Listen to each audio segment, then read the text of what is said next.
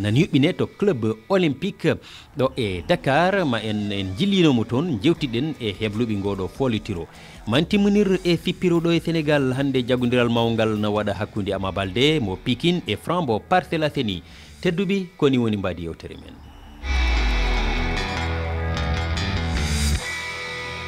On calminama tedduɓe heeɗiɓe to gonɗon eno gonirɗon onon yeɓoɓe min e hella meɗen Facebook e rewdiɓe dendagal loye men e médiaji rendo no kala e alerte eɗen gondi e Dieynabou Sow to banggam ñamuɗo jaam ñalle ma debbo pullo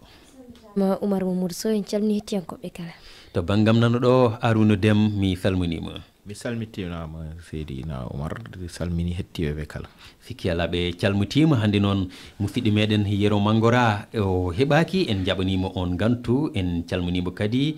no mbirumi dendagal rewdiɓe men kadi en calminiɓe kamɓe kala e kuuɓal eɗen gandi en kaali ɗum joni Dieynaba Harouna eɗen gandi CAF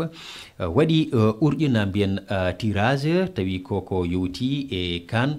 U17 woni sukaɓe ɓe duuɓi 17 fayi less e nder ɗum noon kippuji 16 pelɓodiroji ɗi gannama follodirgo ko 3 ha 19 3 lewru tata ɓuuro ha 19 lewru nayyi ɓuuro jogori wadde toon to leydi Maroc ndi ganduɗa ko kay heblata no wayno gon follotir Maroc ni koye groupe A o woni hakkude mum e Ouganda Zambie kame Tanzanie Burkina Faso ma hawru e ha joni équipe jogorɗo ummade to Afrique centrale on équipe o andaka taw hawru kadi Afrique du Sud kam e Égypte e poule on B so tawi ko poule C Sénégal Gambie kam e Somalie e Tanzanie goni hen poule D o ko Côte d'Ivoire Mali Angola kañumen ma kawru équipe goɗɗo jogorɗo ummade toon to Afrique centrale Harouna eɗen gandi U17 ko follotir wattanga haqqille no fewi sukaɓe hewɓe ina jiiya ɗon guila no pamɗi toɗɗe janggo e jaam jaaha fettoyde e compétition ngaji e mawɗi no fewi fayida oɗo kan U17 jogoɗo fettede ko natti woɗɗude fayida o woni wonde ay haali kamɓe fettoɓe hen sukaɓe tohosɓe ɓe kamɓe pada janggo eɓe gona mawɓe football e pettugol e aduna he foof somi haalani tan ɗo e Afrique sa ƴetti leydi wanne Sénégal ni yimɓe no kala no fewi ɗo tolniɗen ɗo biteɗo Lamine Camara no woni joni to hen to Monaco to France Lamine Camara holliri hoore mum hoye pettere wade ni henne duuɓi ɗiɗi caggal jeeya e équipe Sénégal mo janoɗa henne U17 lebbi ndewi hen seeɗa Sénégal no rutto no yaaha pettugol U20 ji hadi tawi noon ɓe ni keccimo o nattina hen o hawi Sénégal hawe kawe ɗiɗi foof o dañi hen raya ɗum nayimo e ha to henne to Farese o dañi hen ho dañi hande ho omo sikkita hen no fewi wonde wiyeteɓe janggo e jaam pettugol Sénégal janggo e jaam pettugol Afrique hoye ɓurɓe hen darade woni jeeyede ɗum noon so wayi noon yiyama so sukaɓe dardanama hen pijol ngol waɗi leydi fof ne yiiɗi hebde aɗa andi joni toniɗen ɗo ko wiyete U17 dañɓe duuɓi 17 ɓe dañɓe duuɓi nogas ɓe foof kamɓe kala hande Sénégal jogui raaya o e banggue jiddi kala kamɓe nawno battidiɗi kamɓe nawi ɗum noon no hollira tan wonde won darne ɗe poti darade hen hay sinno andama hadi won gardiɗo pettugol Sénégal ngol haali hen e on banggue yo Serigne Saliou Dia jogui dañɓe duuɓi nogas pawani ɓe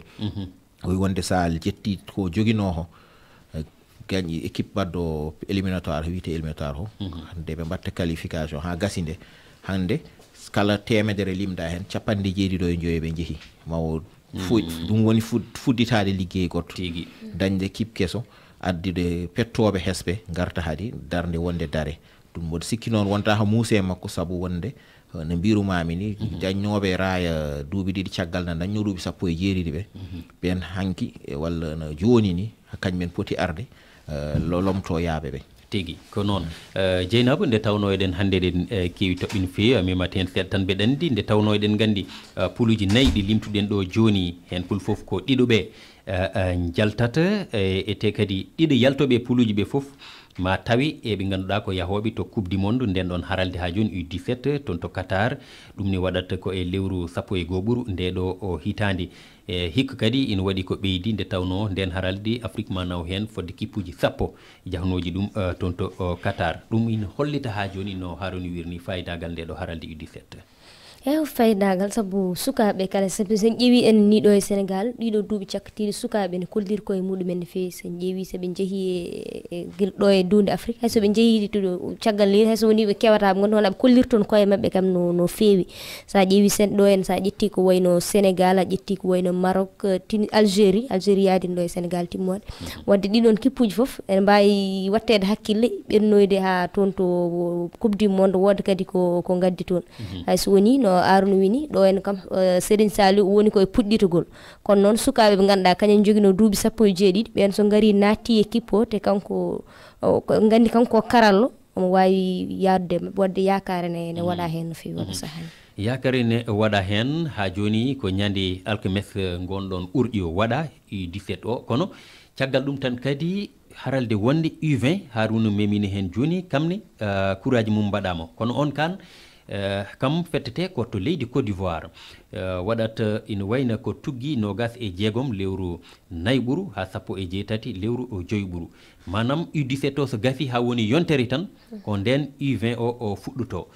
toon noon Harouna en teskima wona timmani équipe aji 16 jahoji ko équipe aji 13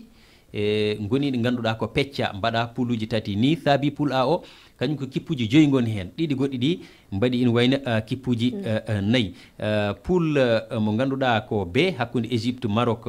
e Afrique du Sud tawtude Nigéria hewɓe ne mbiya sen kali français ko poul de la mort ko kippu ko ina wayna ko poul tiɗɗo no fewi nde tawno e nder majji hen tati meeɗi nawde ina wayna gonɗon folitire ha joni a haali ɗum Sénégal kam ne ina jeeya hen kayni koye groupe C woni hakkude mum Zambie Kenya e Sierra Leone jogori wondi wadde gon folitire mi anda si tawi eɗen mbawi andude sababu ko saabi timminaka équipe aji 16 wawa wonde pouluji 4 poul fo équipe aji 4 ko 13 waɗa addi ɗum no darnirani won équipe aji jaaɗi ha nder pawa kuugal jaltina hen ɗum noon nde yehiri ha noon nde won zone uji ganduɗa jaltinani équipe aji potnode arde ɗi ɓe mbino ne mbaɗa caggal ɗum tournoi CAF beteɓe timmita ɗum waɗi sa yi e tirage ne mbirunani groupe A o eɓe mbima UNIFAC 2 UNIFAC 1 woni ɓe garani taw woni ɗi garani woni zone mo UNIFAC 2 o woni groupe B mo zone UNIFAC o aɗa andi ga hene sa ke il faut wa joguiden sa he Afrique austral ne jogui par ce que les Afrique ho pecce 5 pecce 5 ne feccirani ne kaf fecciri ɗum ni banggue rewo banggue worgo waɗi ɗiɗi banggue hakkunde o woni Afrique centrale e banggue funnague o e hirnague woni joyɗi nde ɓe mbaɗi ɗum haaɓe gayni nde zone foof no waɗi no tottira addata Afrique il faut wa sa jetti waɗi ka ɗiɗi il faut wa A il faut wa B il faut wa A o leyɗele 7 il faut wa B o leyɗele 7 ɗum noon soɓe jaltini ɓe ndendina ɓe kawrina wonɓe nattani hen noon ɗum addi no tooli seeɗa no fonno ni jewtede tan no watte ha fof fota saabu ɗo henne addata ko probléme e qualification je aɗa nir meilleur 3e uji mbatta repêché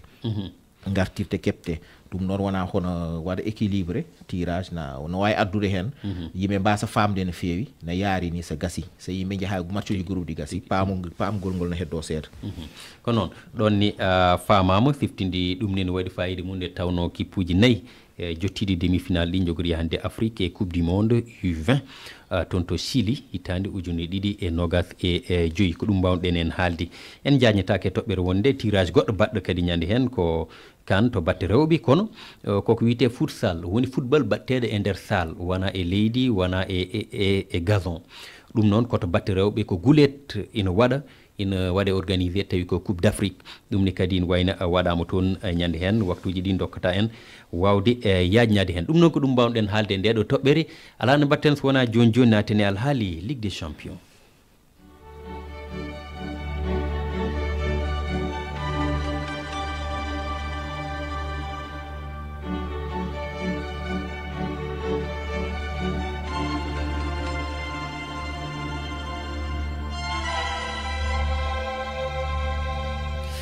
Ligue des Champions eɗen gandi tawi ko matchuji biteɗe barrage kawri 7 ina godno caggal nde 7 adanɓe kam ka en jawti jalel no fulɓe mbiyata heddi 7 woɓɓe fijoɓe ma mbiyen fettoɓe e nder koye mumen gam ina wayna kippuji 16 jaanom wiide 7 jalta e mumen tawto e ɓeyto ɗen kawri noon jahol ngol waɗi dokken tan jencude ndi Paris Saint-Germain waɗi ko loggi tati hakkude mum e Brest. Dortmund kamne ko tati waɗi hakkude mum e Sporting. Juventus waɗi ko 2-1 hakkude mum e PSV Eindhoven. Manchester City Real Madrid waɗi ɗum ko 3-2.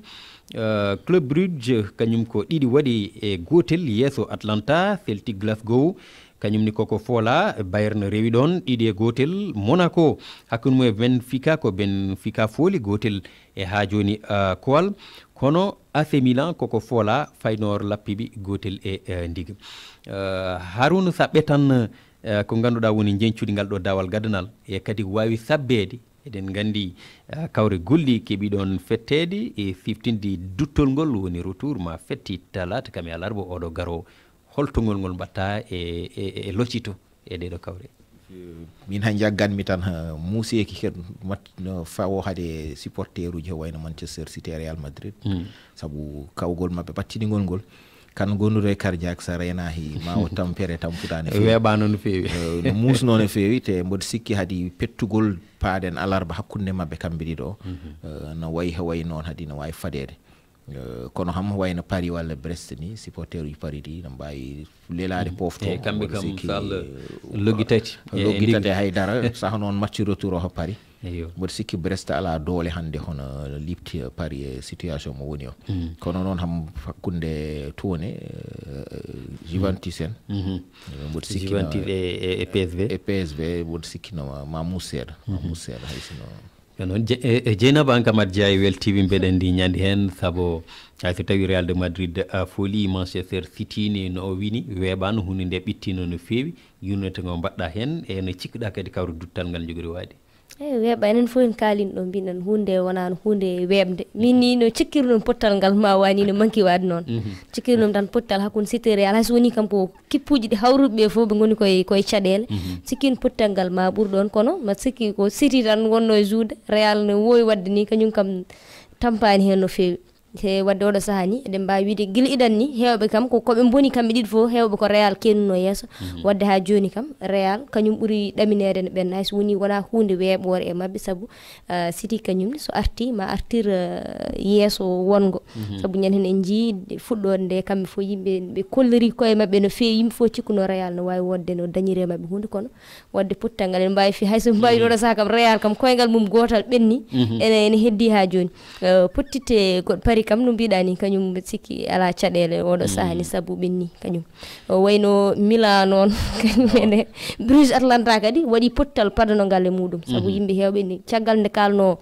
City Real pawno hen ko pottal mabɓe ngal pottiti goɗɗe fof ne ɗesno ɗumninde seeɗa ɓe sikki ko wiyete ko kawre gulɗi ma garoy caggal ene wayno ngal ɗo dawal nde ɓenna ha jeetata tawtoye jeetata ko toon kay alhaali o fuɗɗoto wonɓe kalamin mbeɗen ma mbi ko mallol kono paamiɗe kalanmi to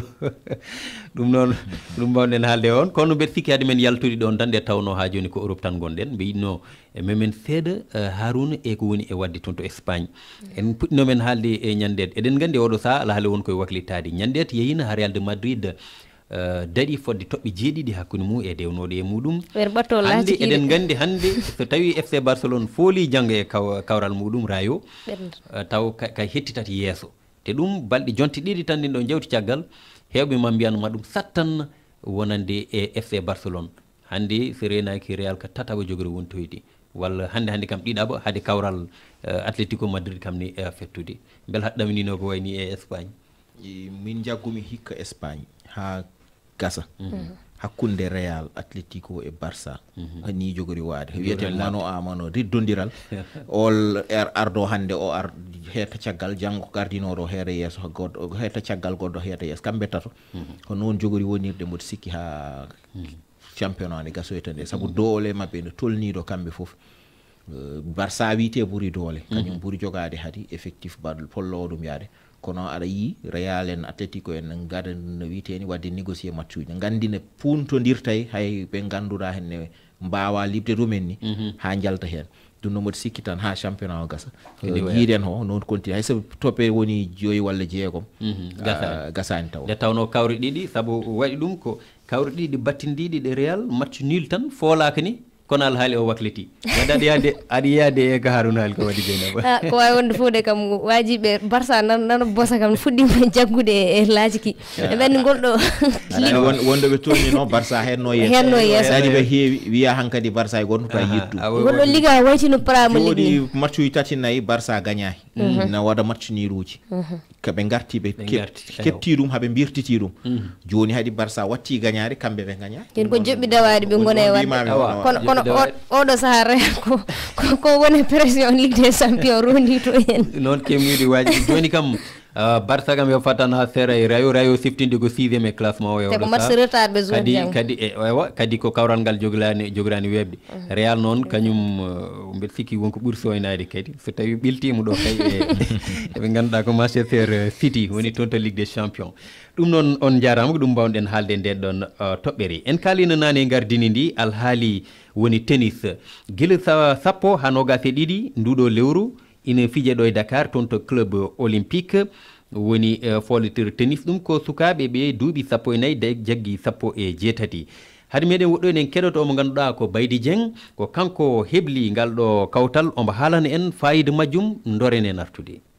C'est deux tournois en fait. Il y a un premier tournoi de ko ɗum folitiroji ɗiɗi adana ngo ko gila sappo ha sappo e joyi ndu lewru ɗiɗa ɓuuru ɗimmo ngo ko gila sappo e jeeɗiɗi ha nogas e ɗiɗi mayru fanare amen hen ko hollirde sukaɓe Sénégal naaɓe e Afrique naaɓe fewde e yimɓe tennis heptinaɓe e windere nde ko ɗum saabi min cuɓi nde nokkure club olympique mo Dakar gam jaɓɓade ngel kawgel ko hikka waɗi laabi 9 min kasi yuɓɓinde folitiroji sappo e jeeɗiɗi eɗi toɗɗi sukaɓe ɓe duuɓi 14 jaggi 17 nafoore wonande hen aroɓe ɓe ko gagnade toɓɓe ɓeyɗoji heptinede mabɓe e doggol windere fijoɓe tennis ko hunde waɗande fayde ɓen sukaɓe saabu ene jiiɗi waade no mawɓe fanno o wanno Novak Djokovic Rafael Nadal hay ɓen koye folitiroji tokosi baaɗi ni ɓe puɗɗori. Mike Tyson, nous on a été très surpris de voir qu'il était là. Mike Tyson garal makko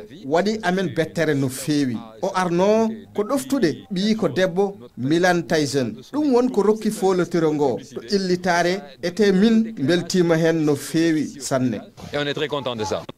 ko Baydi Dieng woni ɗo gardiɗo juɓɓudi gon folitira Harouna hayso tawi en jutnotaka e nden ɗon toɓɓere eɗen gandi tennis ina jeeya e fannuji ɗi yimɓe kewani wattude haqqille no feewi kono ene jeeya e ɓurde hannde hewde fayida e nder windere nde ɓurɗi kadi jogade gartam to batte ko dañete hen e ko nandi hen o limti mawɓe ko wayno Novak Djokovic en Rafael Nadal en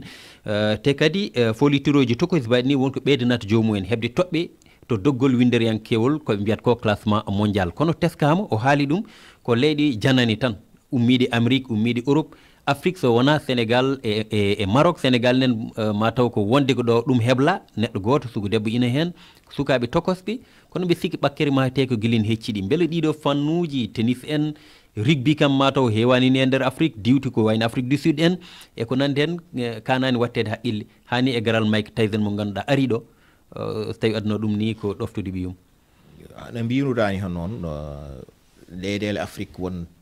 sport uji won ko ganduɗa henne wona hono yaari hen yeeso hande sa nani Afrique na lime e tennis e banggue aduna he on so jabeur mo Tunisie tan nante hen wati yinoto hen Afrique Sud naaɓe walla Zimbabwe naaɓe no inneteno hen adan joni keddorden tan goto mo ganduɗa aduna o ko ɓuuri towde hen o kañum tan heewi nanede hen heddiɓe leyɗele Afrique wona par ce que won namdi dañal pour mbaɗa ɗum matériel waɗirte o no tiiɗi seeɗa to watte ɗone won leyɗele kewɗe ngala ɗum noon waɗi so banggue suhaɓe leyɗele mbaɗe Sénégal nanni hen jawdi seeɗa mbaɗi organisé ko wayni beete suhaɓe no pewjane pewnite mbaɗe préparé ha janggo e jaam mbawa wonde hen daña hen hunde ho foti wo wiyede yo ɓe mbitte tan yo pour tinnade ɓe ƴewno ɓe jariri yeeso so Tyson hande ari waɗi ni tournoi publicité ɗo e Sénégal par ce que wona hikka meeɗi wadde ɗo rawane ɓe mbaɗino novembre jawtuɗo waɗino goɗɗo mo ganduɗa ɓe mbi ko mataw ko 9e mabɓe édition eɓe kewi wadde ɗum ɓe mbaddum ɗo te yimɓe aroɓe no pourto ɓeyɗo hewde saabu wiyama wonde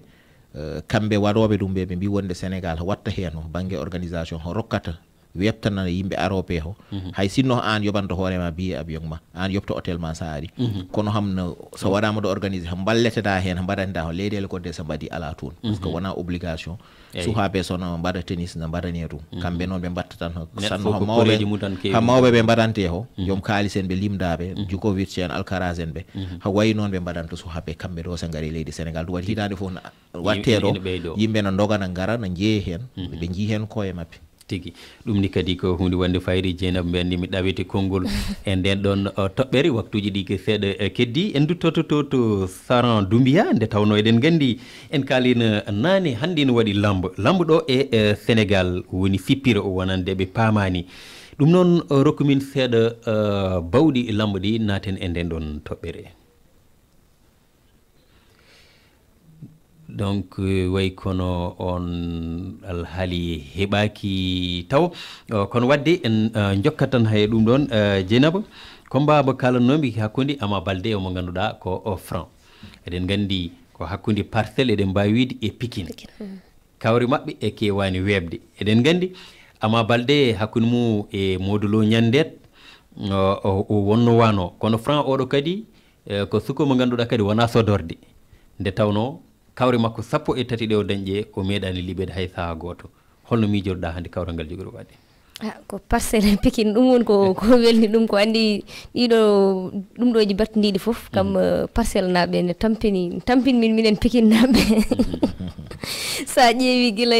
emmo saha foof guila emmo liɓa saha fof min ƴeewat ɓe nawat mbeur yoftanoɓe kono hunde ko satti wadde ngal ɗo pottal manggal ono kadi kamɓe so diwtilleɗe kamɓe ɗiɗo fottoɓe tan koɓe dariɓe gonga ni Franc kañumne goto foof ne yi darde muɗum kono hay Ama Baldé kañumnene wona ɓuftare lelna ande ngal ɗo pottal wona boobo wadde pottal ngal ko fada hen ko ne heewi en jii guila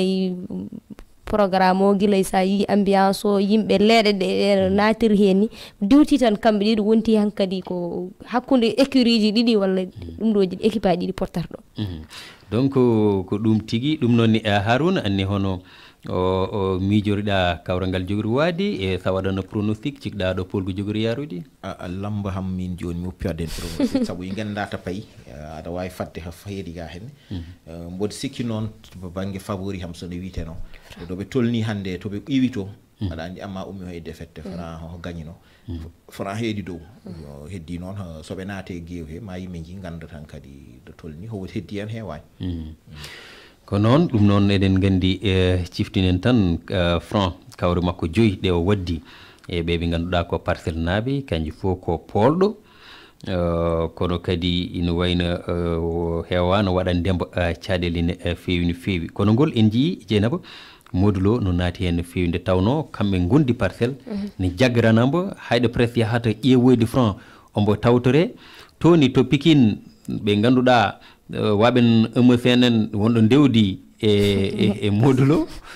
kañumen ni kadi jaggirani oyo way kon hunde diwti tan kawral ɓollal hakkude sippiroɓe wonti hakkude leyɗele ko hakkude ɗo lambo ni hayso waɗa ɗum ɗo lambo Sénégal ɗo kam hakkude leyɗele ɓuuri hewde Pikine Guédiawaye Parcelles Guédiawaye Parcelles Pikine wadde ɗum ɗon koko wooti waɗede wadde ngol ɗo Pikine naɓe kam pawi hen ko wiyata kine maɓe pawi hen wonkiji maɓe pawi hen saabu ɓe mbayri heɓde polgu tan e dow Parcelles naɓe sa tengti to banggue Eumeu Sène kalde Parcelles naɓe Modou Lo kam kalde naati Pikine koko yanata e mabɓe wadde mataw pawi yakare mabɓe koye Franc watma ustanɓe ɗen ɗon mette piggal ngal mum walla piileɗe mum wadde fof so rendinama ko Pikine ɓuuri fiide walla Parcelles ɓuuri fiide Parcelles ɓuuri fiide Parcelles no tampini Pikine gaccidiɓe Guédiawaye naɓe tan ɗum noon wadde moƴƴi Guédiawaye naɓɓe kam jawren Parcelles naɓɓe kamɓene ɗum noon on jarama tedduwi ko ɗo kaddeden hannde musidɓe tedduɓe koni wonno yewtere men hannde aadi men ko alet paaɗo sogeno haaji